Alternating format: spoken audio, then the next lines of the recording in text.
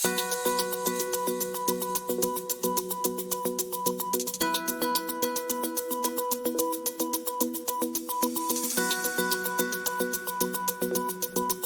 everybody, and welcome to Narrative Live. Our story tonight begins in March 2018, when American Media Inc., the publisher of the National Enquirer, published The New Kingdom. This is this magazine featuring Saudi Crown Prince Mohammed bin Salman on the cover. Inside, MBS is portrayed as having a pivotal role as an ally of the United States against terrorism, which, if you've been following the news the last few days, is quite laughable considering we now know so much about the Saudi involvement in 9/11 that it seems almost likely that it was their operation. But nevertheless, in this 2018 publication by AMI, he's viewed as an ally against terrorism. How cynical is that? Just a month later, in April of 2018, MBS and Jeff Bezos, him as the owner of the Washington Post, but more famously as the former CEO and chairman of Amazon, had a dinner with MBS in Riyadh. And at the end of the dinner, as one does on occasion, if you're having a good conversation, you might exchange phone numbers at the end of dinner. And that's exactly what happened between MBS and Jeff Bezos. However, what happened next is very unusual because MBS, or someone using MBS's phone, used WhatsApp to send a video to Bezos. And that video apparently contained the Pegasus malware software, the Israeli software that is able to spy on people's iPhones without them having to do even anything, not even clicking on anything. It was just able to be installed on people's phones. And in this case, it was installed on Jeff Bezos's phone.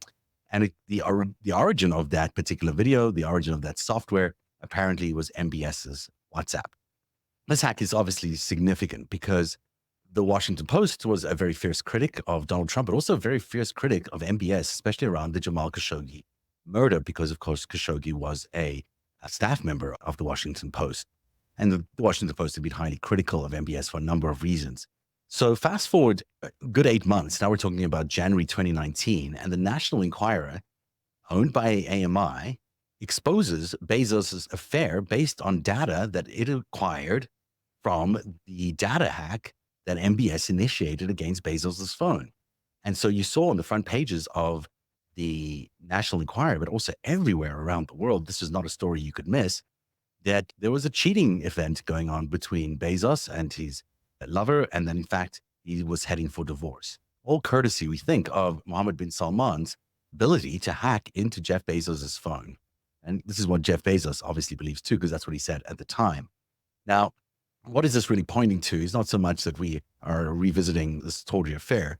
What we really are looking at here is how MBS and David Pecker were in some sort of alliance to expose Jeff Bezos' scandalous love affair in order to respond to something else that he had done, perhaps his coverage in the Washington Post about Jamal Khashoggi, or perhaps something else. Who knows what it was? But it was retribution. We're going to expose who you are, Jeff Bezos, and wreck your marriage because we can get access to your phone. This is what happens in autocracies, everybody. This is what autocracy looks like. And it's interesting that the same kind of thing, only in reverse, really the negative version of this, is what happened when you talk about Donald Trump and David Pecker, because that relationship too involved managing the scandals coming out, this time about Donald Trump himself. And in this case, it was about catching and killing a story, not getting it and publishing it. But they're both the same thing, just two sides of the same coin. Inside the New Kingdom, I should point out, just before we leave this topic, there are some fanciful pages about how wonderful the Crown Prince is going to be leading the Saudi economy into the 21st century. And also many pages about his favorite former president of the United States, then current president of the United States, Donald Trump. Many pages on Donald Trump. And so you see that there's a symmetry there between these two networks, between Mohammed bin Salman's network, which involved David Pecker in publishing this tawdry detail about Jeff Bezos. And there's a connection between President Trump and David Pecker related to his own concealment of the Stormy Daniels affair. And of course, the other ones, the Karen McDougal affair and the other story that they brought out for this case. It's important to understand that this story is not just about a prostitute and not about a porn star or an affair with the president. This is not really what it's about. What it's about is about weaponizing that personal information, controlling the weaponization of that personal information and grab power. We spent a lot of time in the last few weeks talking about, did they sleep with each other? Was there a quid pro quo between these two people? Was there all sorts of, is Michael Cohen being honest? Is he a liar? These things are important because they form the fundamental basis of how we're going to prove him guilty or not. But this is not a case about that. This is a case about, as the prosecutor put it today, the subversion of democracy. This is a case about the theft of the most precious thing we know as Americans, which is the right to vote. America is the only country in the world that has true freedom. The only country in the world that your vote really counts because there's no crown, there's no king, there's no one else above the people. The people are it. And so what these guys were doing by controlling the narrative back then in the way that they did was allowing Donald Trump to cheat his way into the elections of 2016. And what a terrible 4 years that was when he was the president of the United States. What a calamitous 4 years that was. And we cannot let it happen again. This is how it came up in court today. The prosecutor described the meeting as three rich and powerful men high up in Trump Tower trying to control the flow of information that might reach the voters. The flow of information, isn't that interesting, that might reach the voters? And think about that and how important that flow is and who can control it. All three of them, meaning Cohen, Pecker, and Trump, Steinglass said, knew that women would be coming forward with accounts of sexual liaison with Trump. Pecker, he said, agreed to be the eyes and ears of the campaign, using his perch at the time as publisher of the National Enquirer to catch and kill their stories and protect Trump's White House bid. It was a subversion of democracy. That's what Steinglass said today, adding that the fair elections hinge on voters having access to important information about candidates. Important information about candidates, that's what elections are about. By infringing on those, by illegally paying her the money without declaring it to the Federal Election Committee, guess what? That is what puts Donald Trump in a really serious position now as a potential felon. He may be convicted this week. The purpose of that meeting was to deny that access, he said, to pull the wool over their eyes in a coordinated fashion. That alleged scheme, Steinglass said, could very well be what got Trump elected president of the United States.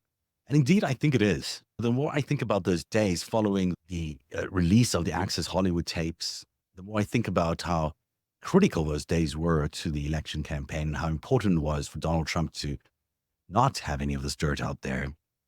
The election was so tight between Hillary and Donald Trump already, and this has not come up a lot. I don't know why it's not come up a lot, but the GRU releasing the hacked DNC documents, which followed directly after the Access Hollywood tape, is an indicator already of how big a deal that Access Hollywood tape was, because that was immediate reactions. The Russians came in first. They were the first in there saying, we're releasing this GRU hacked data because we know how damaging the Access Hollywood tape is going to be. We've got damaging documents about the DNC. We're going to start releasing them right away in order to subvert attention, take attention away from the Access Hollywood tapes. And then another thing that would have come back at the other side would have been Stormy Daniels saying on ABC, had she done that interview that she wanted to do with ABC, Stormy Daniels would have revealed her affair with Donald Trump, and that would have changed everything, in my opinion, heading into the next election or the election day, because what we landed up with as the news towards the end of October, early November, was news about Jim Comey's press conference around the Wiener emails and about how important those Wiener emails were and maybe impacting Hillary Clinton, although they were nothing new and did not impact Hillary Clinton at all. This was a nonsense press conference, which has never been done by Jim Comey. But if you looked at those if you look at what the news cycle would have been like, had Stormy Daniels' story actually been in there, the whole thing about the GRU hacked DNC emails and the Jim Comey Wiener emails, they might have disappeared, because instead you would have had the Stormy Daniels interview airing on ABC. And that would have been much bigger than any of the other stuff that they had. In fact, the last weeks of the election campaign would have been all about the Access Hollywood tapes and Stormy Daniels. And instead, you had Access Hollywood tapes and you went into GRU hacked emails and into Jim Comey's press conference. That's a big difference in how the news would have flowed that week in the final weeks of the election campaign, which ultimately gave Donald Trump the election. Just squeaked by. And so you can see that $130,000 that went to Stormy Daniels, that was serious. That's what he's talking about, a subversion of democracy. That is the thing that ultimately may have cost our country the election and our free elections, and installed this man who caused so much chaos, killed so many people through his inability to respond or refusal to respond to the coronavirus and many other things. So keep all that in mind, because that is exactly what we're talking about as this jury goes into deliberation over the next few days. They're going to be discussing not just hush money, not just Michael Cohen's believability. They're discussing the subversion of democracy. That's the important part of this. And there's been nothing worse than what we've seen in the last few years that was happened here in the United States under Donald Trump than this desire by so many people to subvert democracy. Bill Clinton. Nice guy. Got a lot of problems coming up, in my opinion, with the famous island with Jeffrey Epstein. A lot of problems. That comment by Donald Trump to Sean Hannity in 2015, that was quite an enlightening event, because what we learned in that one comment is how close the circuit was, this closed circuit between David Pecker, Donald Trump, Sean Hannity, if you will, and the National Enquirer. Because just a few months earlier, Donald Trump had found out about the difficulty that they were going to have, that the Bill Clinton campaign and the Hillary Clinton campaign was going to have, from this new emerging information that Prince Andrew had an affair with one of Jeffrey Epstein's young women, if you will. Her name was Virginia Giffrey. It landed up being the result of a court case, resulting in a court case, which was huge, if you remember that court case. And it's interesting that in the week or so leading up to his CPAC speech, David Pecker, who owned the Enquirer, visited Trump on the 26th floor of Trump Tower, and he brought along these issues of Prince Andrew and Epstein on the cover. So it would have been in Donald Trump's purview, because he would have gotten these advanced copies. Can you get advanced copies? It's so ridiculous, of the National Enquirer. And it would have been there that he would have learned that there was some sort of additional material coming out about Bill Clinton and Hillary Clinton. Apparently, a week or so before the CPAC speech, David Pecker shows up at the Trump Tower. Hey, look, Donald, look at the latest covers of National Enquirer, in which we reveal, guess what, that Prince Andrew has been doing some scandalous things with underage girls. And isn't this dramatic? And isn't this traumatic for everybody? And then he spills to him, according to one eyewitness, he shares with him this information that things are going to get a lot worse for Bill Clinton, because the pictures of Clinton and Epstein's girls, those are even worse, he says. So maybe they were, because look at this, what happened. By the time that CPAC event had happened, this was on the cover of the National Enquirer. Donald Trump's assessment there that Bill Clinton was going to be in for a lot of trouble because of Jeffrey Epstein's island. Well, here it is in the front cover of the National Enquirer. So you have two kind of circles there that are really interesting that have been forming. And it's interesting that I'm not the only person who's highlighted this in the past. Some people have noted that there is just some symmetry happening between the empires here of Donald Trump, if you want to call him that, and Mohammed bin Salman. This is from the LA Times. It was published from the LA Times, but it's left the Washington Post logo up there to remind us that Jeff Bezos is the owner, or at least was the owner of the Washington Post. David Pecker is, of course, the publisher of the AMI. And what they're showing here is these interlocking networks between David Pecker and the Crown Prince Mohammed bin Salman, and then President Trump and David Pecker, which we also at that time only knew about Karen McDougal. We had none of the information from the court cases the last few weeks. But you can see that these are interlocking networks for sure, right? And what you get with these interlocking networks is a really tragic sort of circumstance where you get manipulation of elections, you get the subversion of democracy, you get the end of business as usual in a society that has relied on honest implementation of democracy, because it's been infected by a virus. And it's not a virus that's been infected. People like to blame Joe Biden all the time. I go to so many meetings and so many events, and people are always like, Joe Biden, he's terrible as president. He's not terrible as president. America is under attack, people. America is under attack by the enemies of democracy. I've been saying this for years. And as they attack our democracy, they're making things very difficult for us as a country. It happens to be that the one single thing standing between us and the end of democracy is Joe Biden. And that man is dealing with so much. It's quite remarkable that he's dealing with so much and so well at the age that he's dealing with it, that this is not a time to be attacking Joe Biden. This is a time to understand the world as it really is. What's happening to America is unprecedented in modern times. You can probably go back to the fall of Rome to really see how similar these kind of incidents were in the fall of Rome, because there was this sort of a multilateral attack from different sides on Rome that really brought down that empire. It seemingly seemed disconnected, but in the end, they must have been connected. In fact, were connected. So if there's these entities in our world right now that seem like they should be our friends, that have been our friends in the past, that have been our allies, but are acting so out of whack because they're acting against America's interests only, it seems, then you know that there is at least a possibility that there is a deep connection between all these entities, and their main motive is to destroy America. When you think about America right now, our Constitution, which allows for 3 separate wings of government, you've got the SCOTUS, which seems to be under control of some crazy right-wing fanatics who want to fly a flag about overthrowing the government and appeal to heaven and what have you, insurrection. You've got situations like that happening between sitting justices on the Supreme Court of America. So that is not a functioning part of our democracy right now.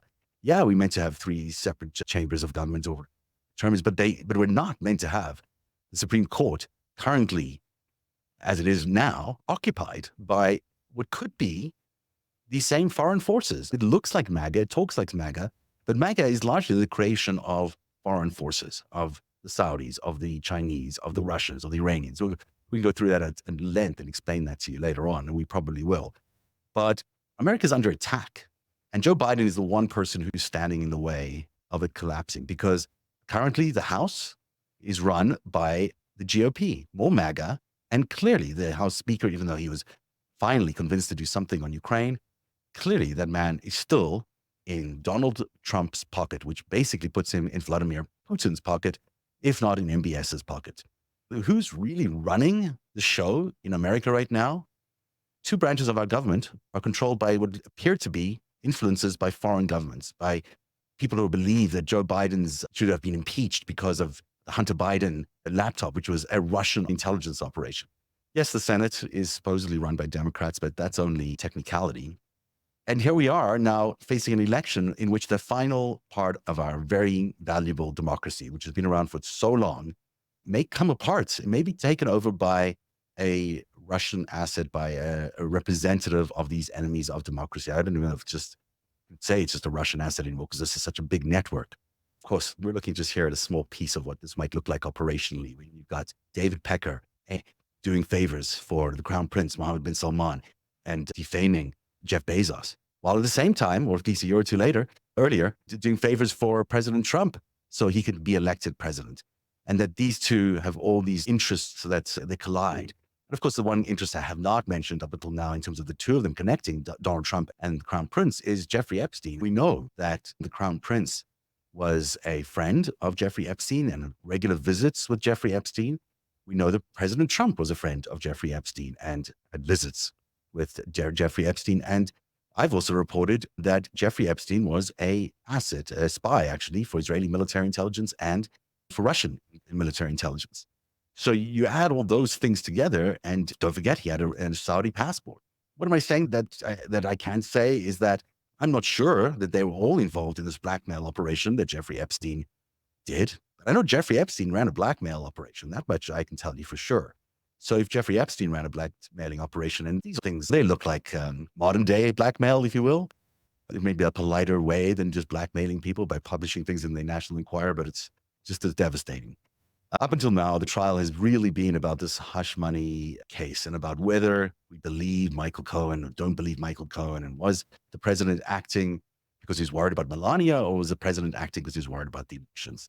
Today, finally, we heard from the prosecution about what really was in their mind when they put together these charges. And what they're asking the jury to understand is that this trial is not about $130,000 that was paid to Stormy Daniels, or whether Stormy Daniels and Donald Trump had sex or not. What it really is about is the falsification of documents, not the falsification of documents related to just, hey, I'm paying hush money, but the much more serious subversion of democracy. And these were the words that we heard today from the prosecution in the closing summaries and the closing arguments. The subversion of democracy. What a powerful term to use, especially when looking at today's hearings, because there were 3 different payments involved in proving the subversion of democracy. It wasn't just the Stormy Daniels case. And I think this is one of the things that needs to be understood by everyone. It wasn't just Stormy Daniels. It was Karen McDougal, and then there was the doorman who was also paid $30,000 in hush money. So there was $150,000 went to Karen McDougal, $30,000 to the doorman, and then 130,000 went to Stormy Daniels. And then on top of that, it was $50,000 paid by Michael Cohen to a company that was falsifying polling. And then he himself received $60,000 bonus plus a lot of money in extra taxes, which he had to pay off, presumably, but he maybe didn't. So let's not forget that he profited from all of that as well. But my point is that all this money flowing out of the Trump organization and AMI, all these hundreds of thousands of dollars to protect Donald Trump, guess what? That was all part of a conspiracy, not just to protect Trump, but it was a conspiracy to subvert our democracy. And that, to me, is the crux of this document and of this case that people really need to understand and underline. Let me read to you from the Washington Post. The prosecutor described the meeting as three rich and powerful men high up in Trump Tower trying to control the flow of information that might reach the voters. That's the line. That's the subversion of democracy line. The alleged scheme could very well be what got Donald Trump elected president. And I think that's exactly what happened. I think that when you look at the impact that something like a Stormy Daniels interview revealing her relationship with Donald Trump was outrageous relationship that spanned so many years, the fact that these things were kept quiet by Donald Trump was significant. And the fact that he would even spend that kind of money, $130,000 coming from Donald Trump on something like this, well, that's super significant, of course. He's not the kind of person who would spend that much money, never mind the $420,000 that it landed up costing him in paying all the taxes and in covering up all this. So clearly, this was important enough for him to pay the money, and it was important enough because everyone knew it was important. There was a line today where the defense actually stood up and said that the Access Hollywood scandal was not big. These are the things that happened around the Access Hollywood scandal that I thought made it pretty big. You had the actual Access Hollywood tape being released where he talks about grabbing women by the what. And then right after that, the Russians released a whole bunch of hacked DNC documents that they'd hacked from the DNC. And they did that as a response to the Access Hollywood tape being released. Then we found out that there was this attempt by Stormy Daniels to go public and that they were going to buy it out at the Trump organization for $130,000/$420,000. So that whole event that I've circled in black here never happened. We didn't know about this until much later. And so we lost this bit of information. But when you look at the overall impact of all the stuff that happened that week, Access Hollywood tape, and then the GRU release of those DNC documents, which was then accentuated by Jim Comey's Wiener emails fiasco of a press conference, and who knows why he did that. You can see how the balance really swung just on the one thing, pulling Stormy Daniels out of that. That would have changed everything. If Stormy Daniels was in that news cycle, do you think Jim Comey would have gotten as much news headlines? Do you think that GRU would have gotten as many news headlines? I don't think so. I think Stormy Daniels would have been the news, and they knew that. So this money that they pulled out, and as the prosecutor contended today, it was subversion of democracy. And then he says, the purpose of the meeting was to deny that access, to pull the wool over the eyes in a coordinated fashion. The alleged scheme, Steinglass said, could very well be what got President Trump elected. Indeed, I think from just my own experience covering this and everyone else's experience covering about this, it does seem to me like this was the thing that maybe triggered just enough voters, 30,000 voters in Wisconsin, to swing the election towards Donald Trump from Hillary Clinton. I've watched coverage on even MSNBC today. People are spending a lot of time talking about all these other things, but they're not talking about the subversion of democracy. The 2016 elections were stolen by Donald Trump as he paid off Stormy Daniels with that $130,000. That's a theft. That's a fraud on Americans' voters' rights. And it's not understood as that by the media, or it's purposefully being downplayed like that by the media, which is why I've, at the start of the show today, why I've really highlighted the relationship between MBS and David Pecker, and why I've highlighted the relationship between Donald Trump and David Pecker, and between Jeffrey Epstein and MBS and Donald Trump. They also found out today, this was the other critical piece that they needed to basically determine, is that there were in fact false business records in the case. You can't say they weren't. These documents that we've seen, the smoking gun documents and the smoking gun tapes, clearly they are what they are. This is not something you can deny. This thing happened. You can lie and say that it never happened, but this fraudulent document over here is a fraudulent document. And it's indicative of the number one thing they had to prove, that there was a fraudulent document here. So in my mind, at least there's got to be a guilty on the misdemeanor of the falsifying documents. But they've got to reach this other conclusion. They've got to reach this other conclusion that this was all done in order to affect the elections in 2016. And of course, it wasn't about Melania. We've heard from various people who said it wasn't about Melania. So really, who is it for? It was for Donald Trump to win the elections. And we've seen, and I'm surprised this hasn't come up before, that the GRU was involved in that. The GRU was involved in responding to the Access Hollywood tape. And that it seems this other measure was done by Pecker and Trump and Michael Cohen. This audio tape, this smoking gun audio tape of Michael Cohen talking to Donald Trump and describing what they were going to do with Karen McDougal and how they were going to pay her the money. Here's that tape. He just had, when you have a chance, he had an idea for you. Okay. So we got served from the New York Times. I told you this regarding to unseal the divorce papers with Ivana. We're fighting it. Kasowitz is going to. You should never be able to get that done. Never. Kasowitz don't ever be able. They don't have a. Give me a Coke, please. They don't have a legitimate purpose. And you So have a woman that doesn't want to unseal. correct. So you've been handling it. Yes, and it's That's all been going on for a while. for about 2-3 weeks now. All you have to do is delay it for. Even after that, it's not going to ever be opened. There's no purpose for it. Told you about Charleston.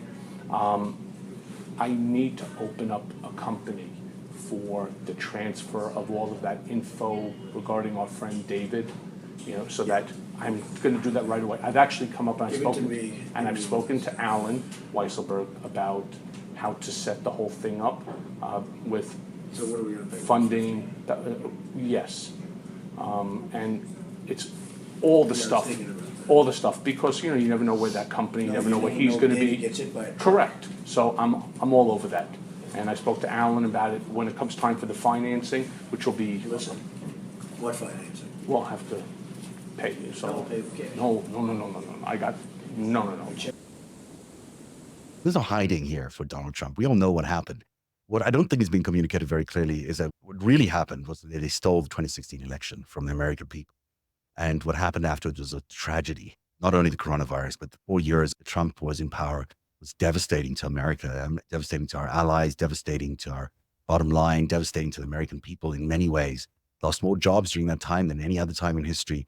And just a ballooning in our treasury, which has probably been stolen from America over that time. It's never going to be recovered. So we know the consequences. Another term like that of craziness, another term of complete instability, that's what may be coming if America doesn't wake up to what they've really been delivered here, which is a con job by a con artist. We have to fight it in the next 6 months, or whatever's left of this election campaign. Every single person who knows the truth, and many of you do, need to be out there pounding it and making sure that everybody understands how critical this election is. Because this is not semantics. We're not playing, autocracy versus democracy. We're talking about a way of life. We're talking about human freedom. It's as simple as that. America's the only place on earth where people are actually free. There's no other country on earth that I can think of where there's actual freedom. There's lots of countries that approximate it, but at the end of the day, they all have kings and queens and various other ways of diminishing people or cutting down their success or abilities. In the United States, that doesn't exist. And that's why America's been such an incredible open source project and delivered so much to the world, is because freedom is inspiring. Freedom is what brings the best people in the world to a place. Freedom is how we got to be the inventors of so much, whether it's Edison or everything that we've done ever since then. It's just remarkable how much technology and emergence of new ways of thinking and doing things has come out of the United States. And so that is what freedom delivers. And that's why these other countries around the world want to tear down America, is because they know how good freedom is. And they have to stop freedom if they're going to survive. They need freedom to stop. And by stopping the United States, by electing Donald Trump as a dictator, as an authoritarian leader, they're going to take away all the freedom. It's already started with the reproductive rights. It's going to continue with contraception. It's going to continue with LGBTQ rights. It's going to continue with our freedom of speech. It's going to continue with our right to vote. It's just going to continue until they've sapped all the freedom out of America. And we can't have that happen. We just cannot have that happen. And that is what is at stake here. We're not talking about two equal candidates. Joe Biden is a miracle statesman, a man who's basically single-handedly saved America over the last 4 years. And Donald Trump is the reason it was in such tatters, because he stole an election. He stole an election by paying off a hooker. That's what he did. If the allegations against Trump and his associates are proven true, it would reveal a disturbing willingness to subvert democratic processes for political gain. This trial is not just about hush money payments. It's about protecting the integrity of our elections and ensuring that those in power are held accountable for their actions. It's really important that this man has a fair trial, but that he also has a fair verdict. The revelations from this trial also intersect with the alarming rise of what I call the enemies of democracy, a coalition of nations, wealthy individuals, special interests, and extremist groups who are working to undermine democratic institutions. The alleged conspiracy involving Trump and his associates is just one example of how powerful figures can attempt to manipulate the political landscape through deception and concealment. As this trial unfolds and the jury deliberates, we also need to remain really focused on the central issues at stake, the subversion of democracy, as the prosecutor said today.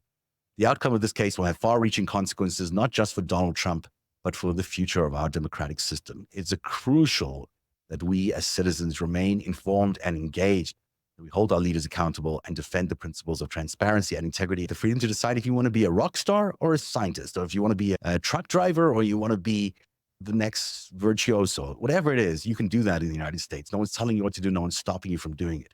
The freedom to decide what to do with your money. Think about that. The freedom to decide what job promotions you might be up for. The freedom to be chosen for those jobs and to be promoted for those jobs based on merit, not on the fact that you're close to the king or to Donald Trump or to whomever.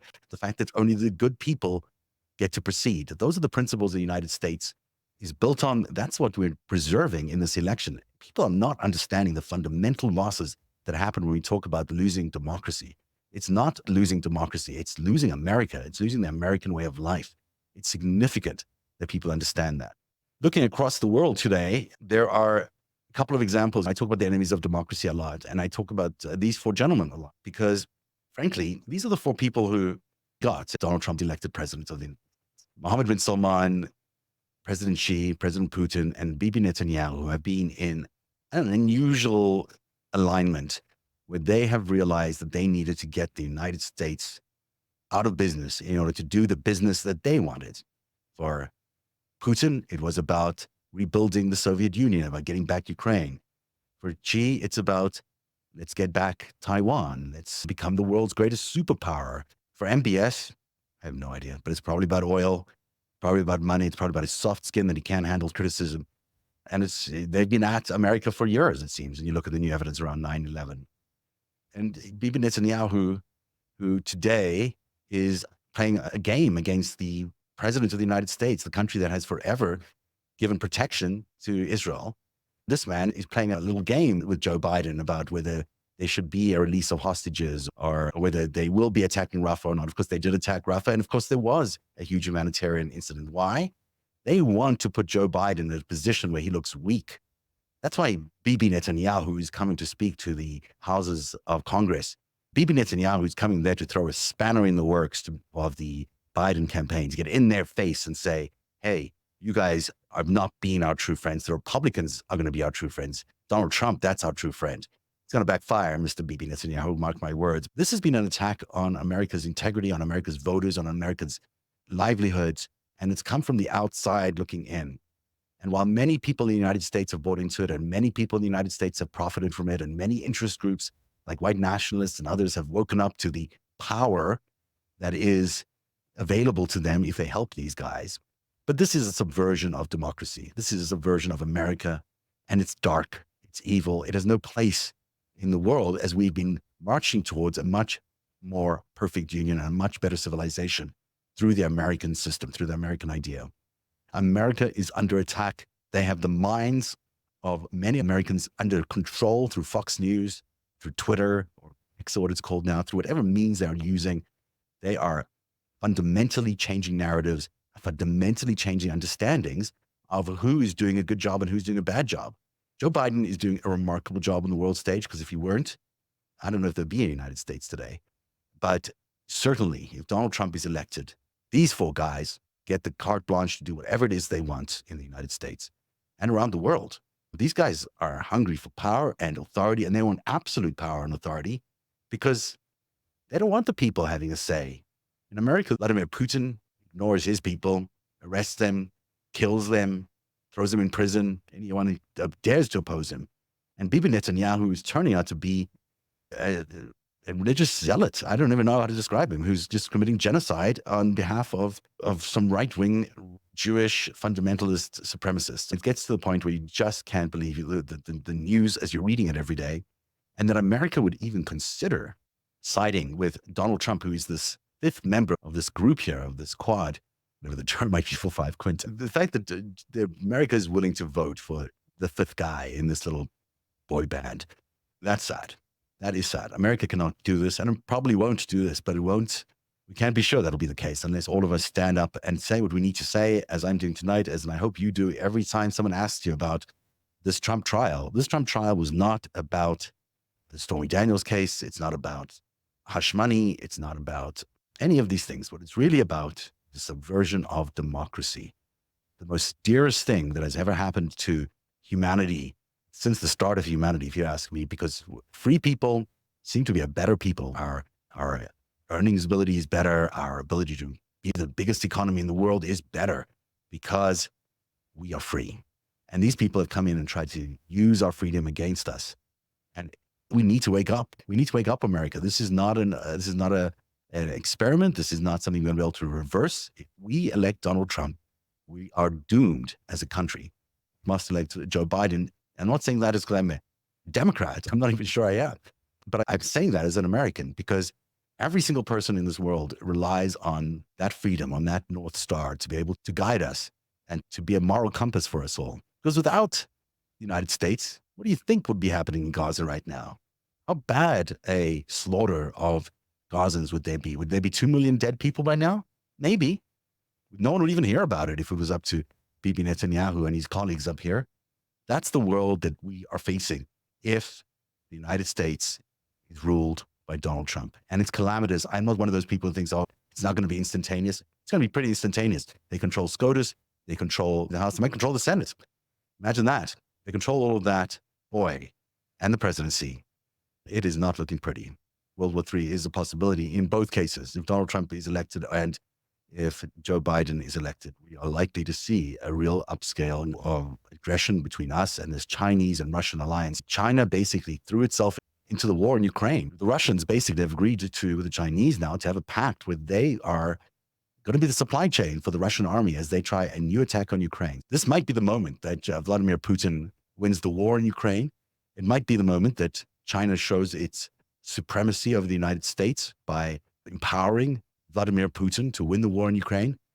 And from then on, who knows what happens. Taiwan is an issue as well for the Chinese. MBS has got his own interests in Yemen and other places. You got a lot to do, folks. And maybe America wasn't an ideal model for many people of the years, but certainly better than anything else we've got.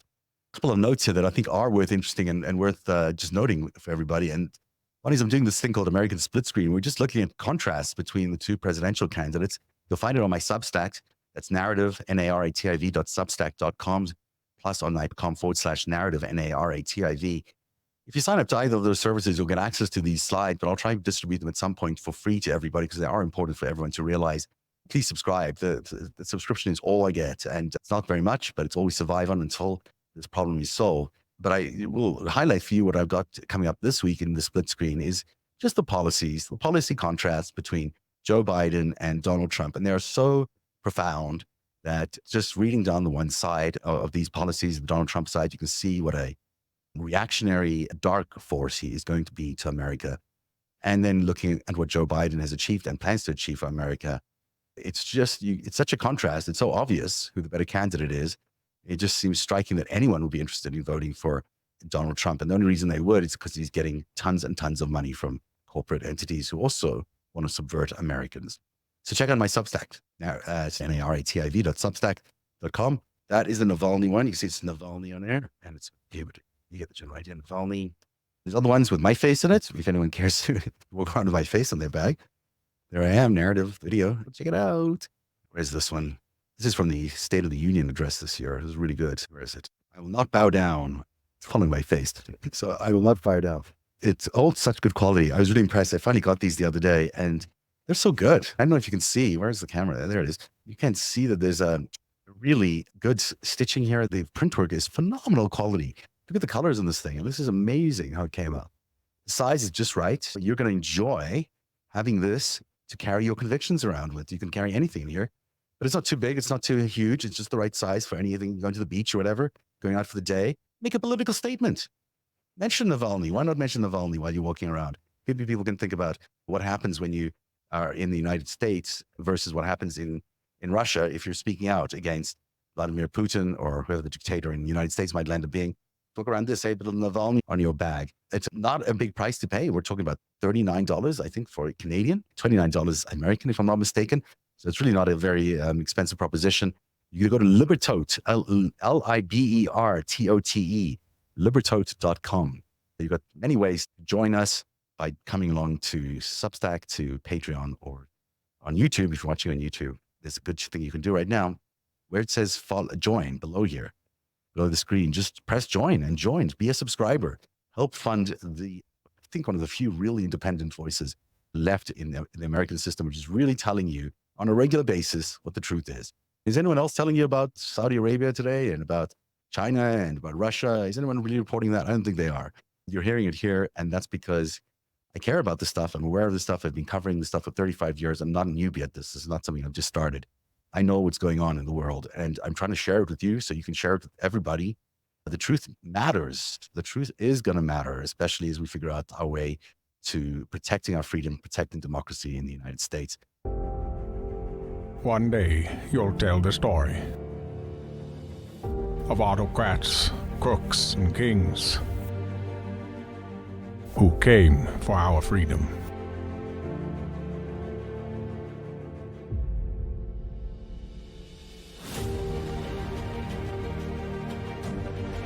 A story of citizens who stood up to tyranny and won.